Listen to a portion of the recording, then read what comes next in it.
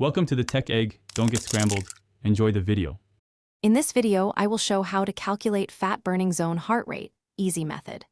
Start by subtracting your age from 220 to estimate max heart rate, then multiply that number by 50% and 70% to get lower and upper fat burning limits. Wear a heart rate monitor, warm up slowly, and aim to stay in that range for sustained periods to maximize fat use and preserve energy for higher intensity work. If you are newer to exercise, try adjusting to a slightly lower range like 45% to 65% of max heart rate to stay comfortable and consistent. More fit individuals can nudge the zone upward, but remember the goal is sustainable effort that burns fat over time.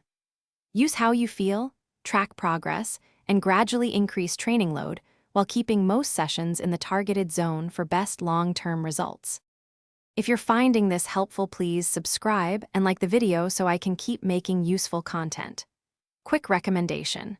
A book that can change how you think about money is The Simple Path to Wealth, and it makes a fun read between workouts when you plan goals and budgets. Check the description for the link and other deals, and thanks for the support. Now let's get back to the video. Warm up gently for 5 to 10 minutes to bring your heart rate into the zone safely, and prioritize hydration before and after sessions.